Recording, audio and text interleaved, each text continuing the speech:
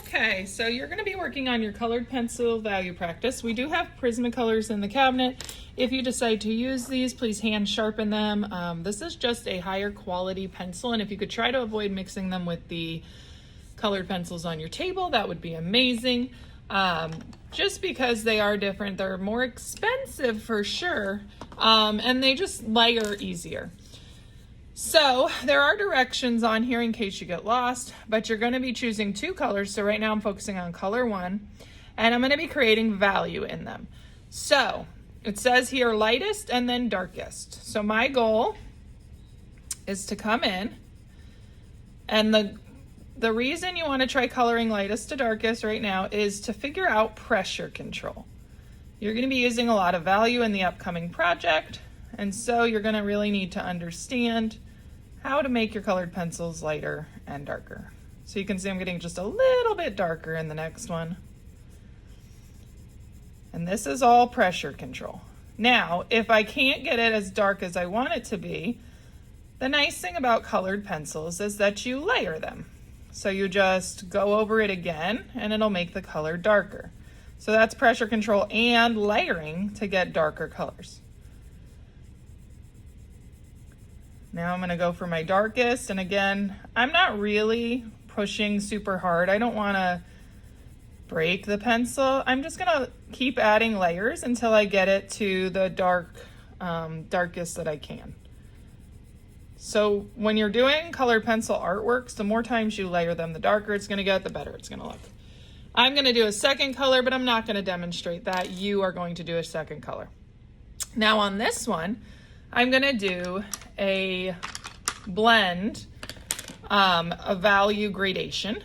So I'm going to go from light to dark, but all at once.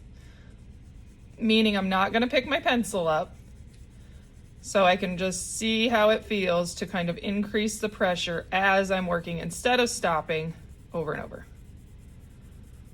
Increasing pressure. And again, if I can't get it as dark as I want it to be with just pressure control, I can come back in and layer the portion that I want to be the darkest. So just go over it again, which is what I think I'm going to do. So I went from light and I'm getting darker. I'm going to start to layer the color on a little bit more here with pressure.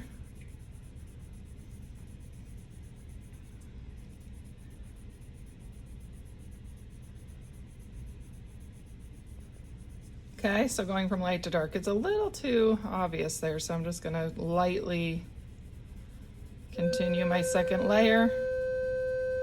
Excuse the bell, okay? And then you're gonna do a second color to see how that works out. Now it says I'm gonna be using 4 colors to be used in analogous pairs. So you're gonna do 2 colors here and 2 colors here, so just 2 in each section.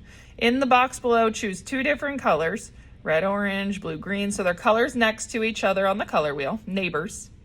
Color in one side with one color and the other side with the other color, overlapping and blending them in the middle. Stay in the box. And it says color left to right, not vertical. So here's what it means. So again, neighbors on the color wheel. So I'm gonna pick red and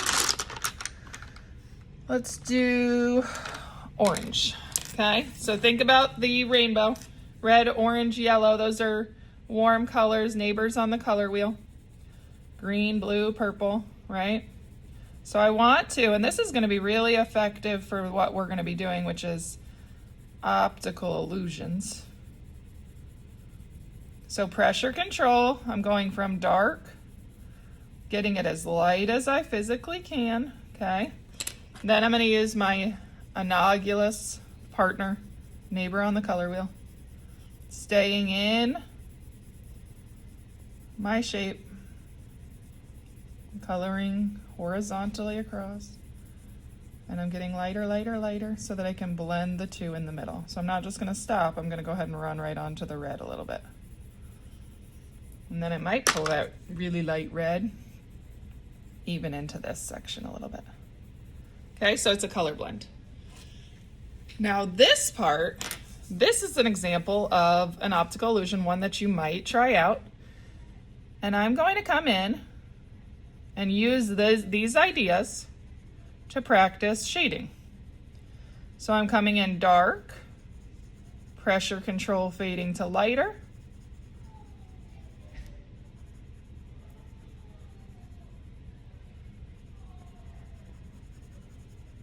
And then I like to just kind of leave it open in the middle, but I like to leave it really like loose, not like a strict line there, to show like the glare. And then if I'm coming in and adding more colors, obviously, I'm gonna do the same thing and kind of line that glare up, but I don't want it to be like perfect, perfectly lined up the whole way. I want it to